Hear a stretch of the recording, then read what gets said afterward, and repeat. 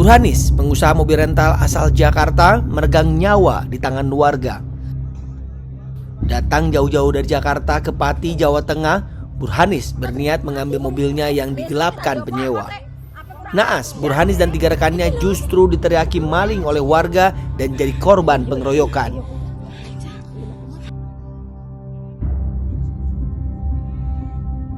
Burhanis tewas di desa Sumbersoko, Sukolilo, Pati, Jawa Tengah. Sementara 3 rekannya luka-luka.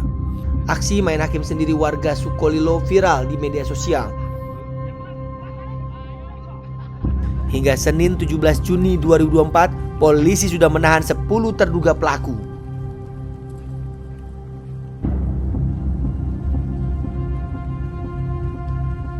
Kemarin sudah kita rilis bahwa pertama ditangkap 3 orang, kemudian kita tangkap lagi 1 orang, dan tadi malam kita tangkap 4 orang, subuh tadi 2 orang.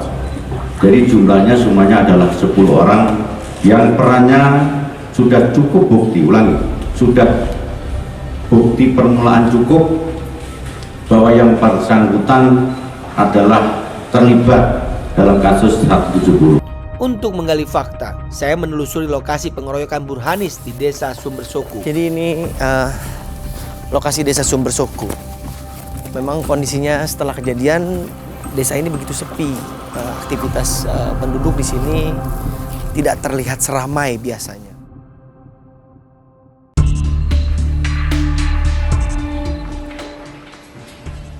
Usai melakukan penyisiran di desa Sumbersoko dan desa Tompe Gunung, kecamatan Sukolilo, polisi kembali menangkap terduga pelaku pengeroyokan berujung maut yang menewaskan Burhanis. Pada 14 Juni 2024, polisi kembali menangkap 6 terduga pelaku di desa Tompe Gunung Sukolilo. Mereka ditangkap di rumahnya masing-masing tanpa perlawanan dan menyerahkan diri ke polisi. Kemarin sudah kita rilis bahwa pertama ditangkap 3 orang, kemudian kita tangkap lagi 1 orang, dan tadi malam kita tangkap 4 orang, subuh tadi 2 orang. Jadi jumlahnya semuanya adalah 10 orang yang perannya sudah cukup bukti, sudah bukti permulaan cukup bahwa yang bersangkutan adalah terlibat dalam kasus 170. Setelah menempuh perjalanan kurang lebih 50 menit dari pusat kota Pati, saya tiba di desa Sumbersoko pada Jumat sore. Dan inilah desa Sumbersoko, lokasi pengeroyokan Burhanis yang viral itu. Inilah suasana desa Sumbersoko. Saya sudah masuk ke wilayah desa Sumbersoko. Ya, akhirnya saya sampai di desa Sumbersoko, Sukolilo, Pati, Jawa Tengah. Di desa inilah Burhanis, bos rental asal Jakarta, tewas terbunuh karena dianiaya oleh oknum warga. Jarak saya turun di mobil saya dengan lokasi tewasnya Burhanis mungkin sekitar 200 meter. Namun saya tidak akan dulu ke TKP di mana Burhanis ditemukan tewas, tapi saya akan menuju ke lokasi pembakaran mobil. Seperti yang digambarkan beredar di media sosial bahwa lokasi pembakaran mobil yang dilakukan oleh warga itu tak jauh dari pemukiman warga di agak masuk ke hutan.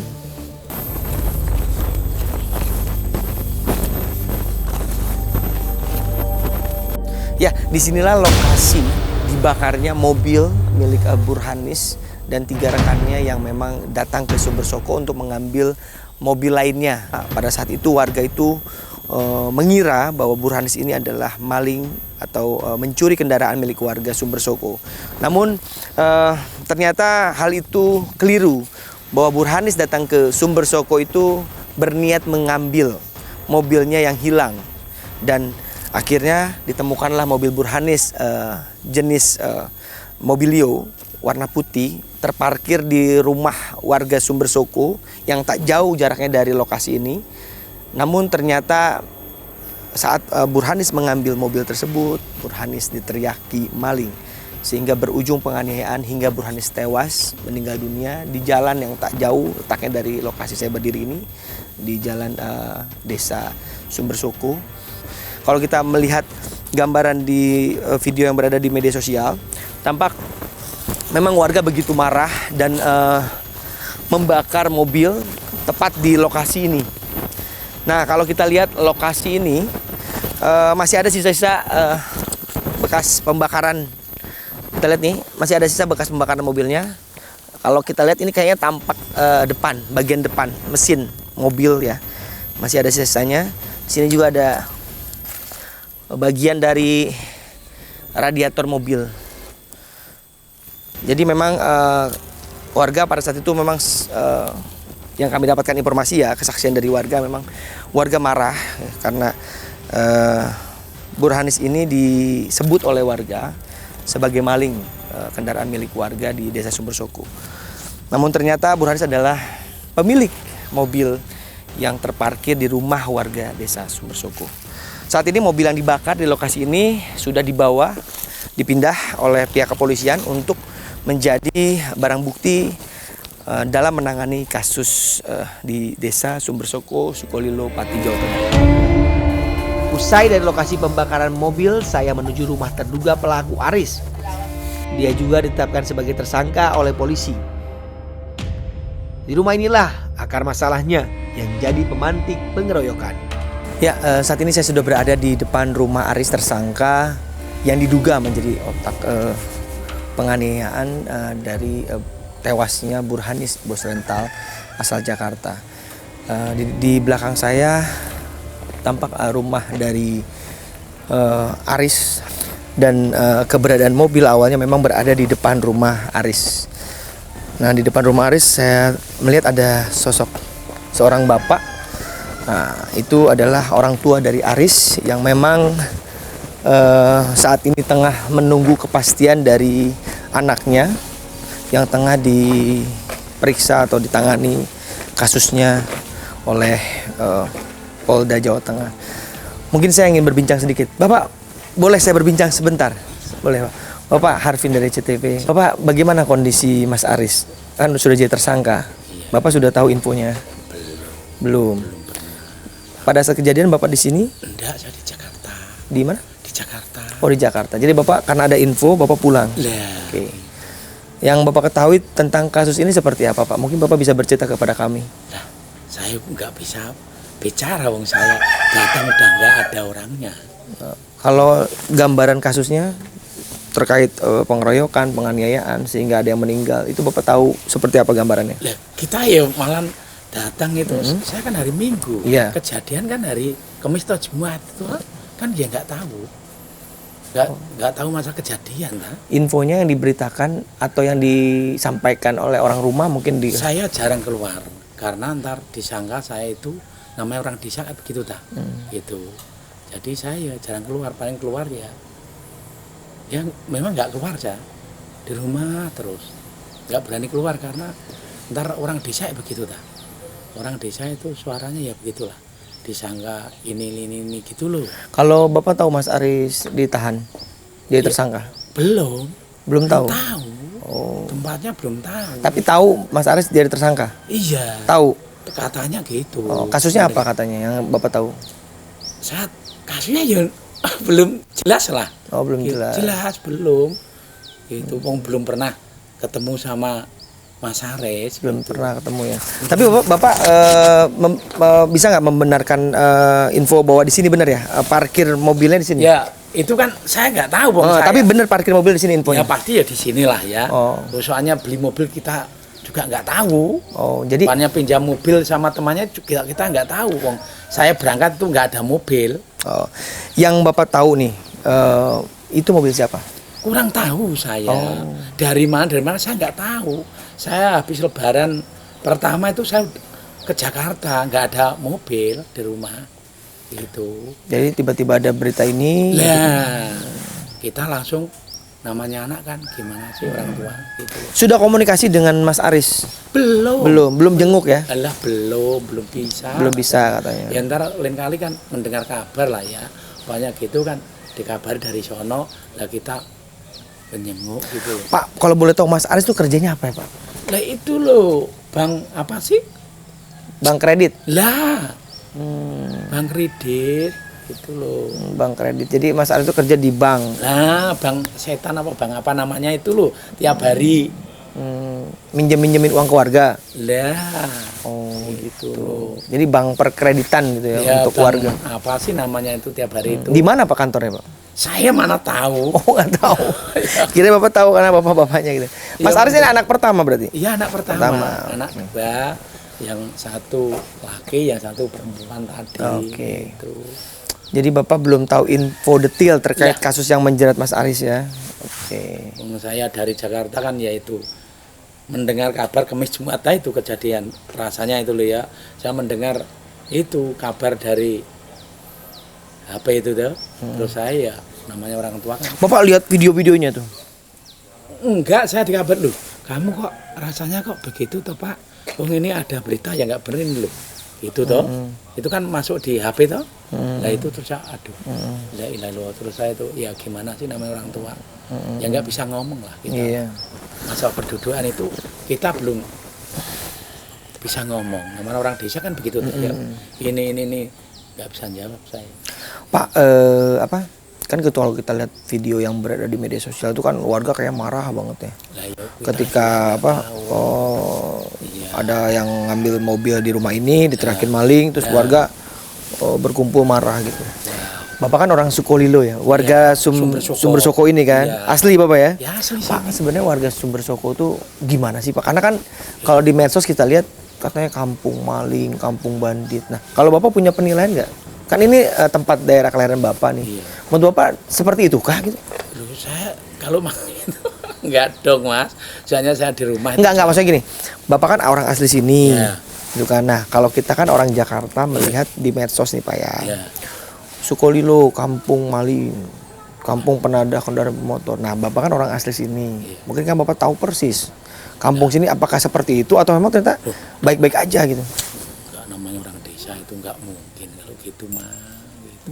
Jadi sini baik-baik aja gitu. Nah, enggak ada yang itu rasanya itu Nggak ada. dulu sampai sekarang barulah ini Mas. Enggak ada pernah gitu-gitu enggak pernah. Intinya sebagai warga asli Sukolilo, Asli, Mas. Iya. terima tidak ketika dicap sebagai kampung maling? Nah, ya itu ya terselah yang bilang gitu. Tapi Pak. Bapak secara pribadi nerima nggak? Ya sudah ya nggak terima lah Mas. Wong keadaan wong yo nyatanya orangnya itu benar-benar semua loh Mas. Baik-baik semua. Ya kalau ada lah yang gituan orang bilang kan namanya kan nggak tahu kita ya. Tapi ya sebetulnya kalau orang orang sih kan nggak mungkin lah itu. Gitu loh. Ya lain kali ya kita juga namanya orang kan bisa sedikit diperpanjangkan gitu loh. Kalau saya sih yo di rumah yo jarang. Saya paling di rumah itu paling sebulan, setengah bulan. Namanya kita usahanya Tapi intinya Bapak mengetahui lah ya kampung Bapak itu seperti apa. Tadi Bapak menolak disebut kampung ini kampung maling. Ternyata orangnya baik-baik gitu kan. bisa di itu lah namanya orang ya begitulah Mas. Iya. Kalau orang nggak senang atau orang nggak suka gitu. Rasanya ya enggak. Oke. Bapak sehari-hari kerja di mana? Saya di Jakarta, Oh, di Jakarta Bapak. Di Jakarta di mana? tukang sayur. Sayur. Iya, Oh. belanjanya di Pasar Pulau Gadung, jualnya di keliling di Kelapa Gading. Oh, Bapak sehari-hari kerja di Kelapa Gading. Iya. Oke. Jadi Bapak karena ada kejadian peristiwa ini Bapak pulang. Lah gitu loh. Oke. Ya. Tapi ini benar ya Pak rumah Mas Aris ya? Iya. Dan parkir mobil di sini Pak ya? Lain kali wong saya punya itu saya belum Belum lihat. Lihat. Tapi parkir mobil benar di sini ya? ini.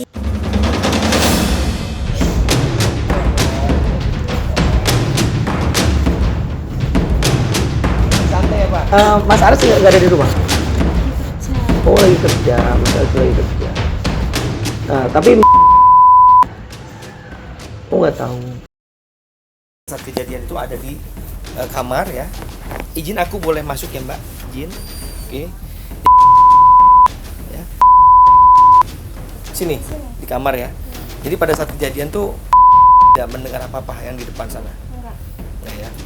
Waktu dibawa pergi itu saya di rumah lagi cuci piring dan nggak tahu mobil itu dibawa pergi. Tiba-tiba di luar udah rame dan katanya dibawa mobilnya itu dibawa pergi cepet gitu loh. Gitu sih. Itu yang Mbak tahu. Iya. Itu mobil siapa? Mobil temen. Temannya Mas Aris. Mm-mm.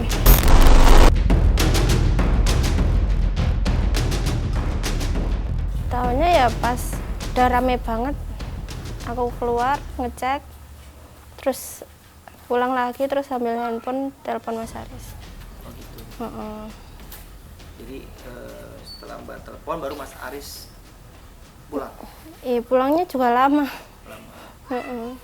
Intinya Mbak setelah mendengar kejadian di depan rumah langsung telepon Mas Aris. Mm-mm. Mbak ngomong apa ke Mas Aris waktu pas telepon? Cepet pulang, mobilnya katanya dibawa pergi gitu. Terus kata Mas Aris?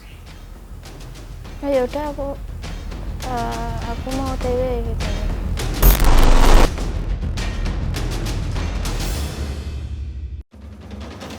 Diem tak sih?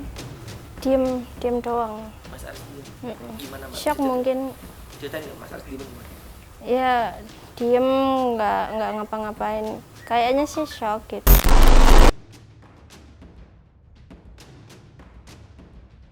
Kan berdua, diperiksa berdua.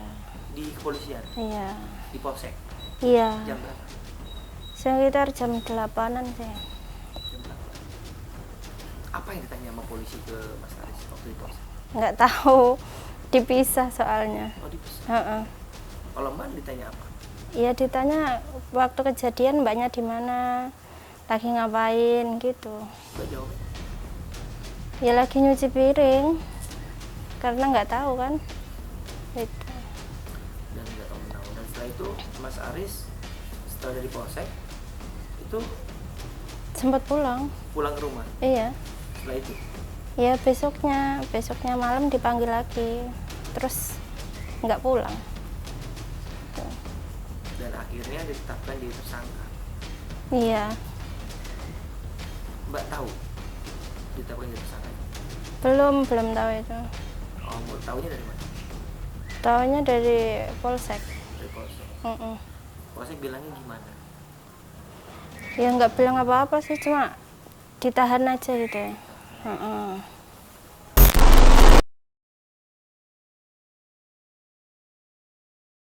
Ya, sedih sih, karena kan apa ya, mobilnya kan dibawa, mobil yang di sini kan dibawa, kok malah Mas Aris yang jadi tersangka gitu. Peristiwa pengeroyokan Burhanis terjadi 6 Juni lalu. Kala itu lewat pelacakan GPS, Burhanis menemukan mobil rentalnya ada di halaman rumah Aris di Desa Sumber Soko. Berbekal kunci cadangan, Burhanis kemudian mengambil mobilnya. Warga yang melihat Burhanis dan 3 rekannya sontak meneriaki mereka maling hingga berujung pengeroyokan.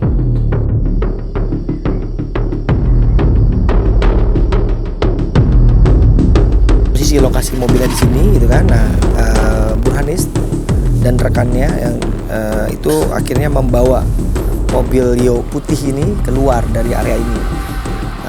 Dan mobil itu memang dibawa sendiri oleh Burhanis ya.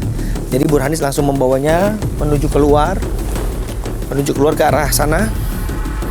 Nah, di sana ada pertigaan kan. Nah, jadi ketiga rekannya membawa mobil yang dibawa dari Jakarta, yang ujungnya dibakar ya di lokasi sana. Dia ke kiri, 3 rekannya itu kiri. Sementara Burhanis membawa mobil putih itu ke kanan. Nah, informasi yang kami dapatkan, jadi Burhanis itu langsung ke kanan, ke arah sana. Jadi mobil warna putih itu langsung dilarikan ke sana, cuma dikejar oleh warga. Nah, sama 3 rekannya lagi yang membawa mobil dari Jakarta, mereka ke arah kiri. Nah, ternyata di kiri sana itu jalan buntu, tepatnya jalan menuju hutan. Nah, disitulah 3 rekannya itu ditangkap oleh warga hingga akhirnya dianiaya, dikeroyok oleh warga karena pada saat itu memang dituduh maling kendaraan yang memang terparkir di rumah Aris ini. Sementara Burhanis juga sama dikejar oleh warga dan tertangkap, diminta untuk balik mobilnya, dan Burhanis akhirnya digeret, dibawa ke sana juga, tidak jauh dari lokasi 3 rekannya yang dikeroyok dan dianiaya. Dan Burhanis juga akhirnya dibawa ke arah sana dan dinyatakan meninggal dunia. Itu lokasinya, tak jauh dari sini, ke arah sana, lokasi tempat penganiayaan. Nah, setelah dianiaya, mobil yang dibawa oleh 3 rekannya dibakar di ujung hutan sana. Itu kronologis yang kami dapatkan, yang kami himpun dari berbagai informasi warga yang melihat langsung. Namun banyak warga di sini menolak untuk menjadi narasumber karena memang ketakutan. Mereka tidak mau diwawancara secara terbuka, tapi mereka memberikan penjelasan-penjelasan singkat. Kesaksian mereka melihat peristiwa yang berujung pada tewasnya Burhanis, bos rental mobil asal Jakarta. Usai viral di media sosial dan masifnya pengejaran para pelaku oleh pihak kepolisian, Desa Sumbersoko tampak sepi bak kuburan.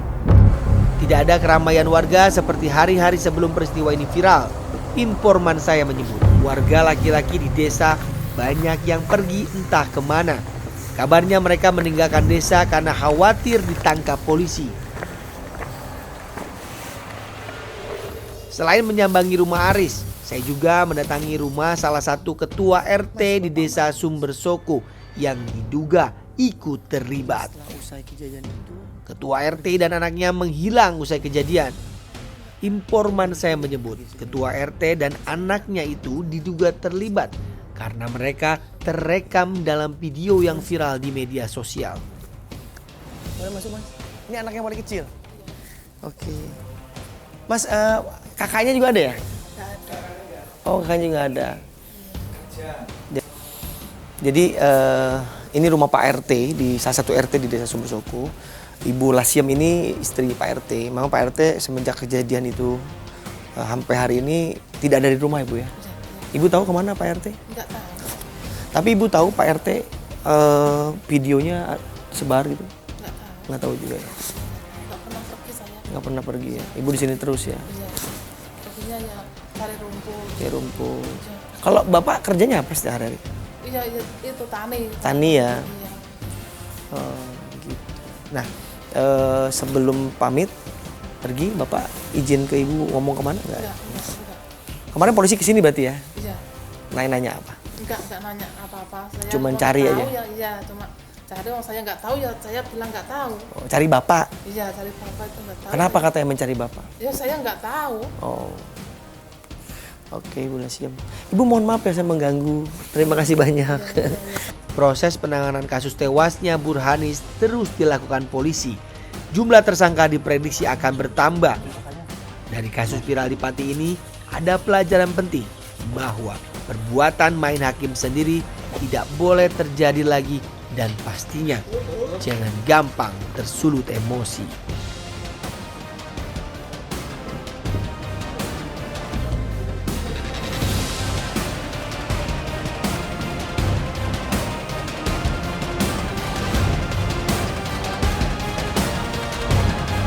Mati bang desa kan ada apa teh aku kurang ajar ini itu loh enak sih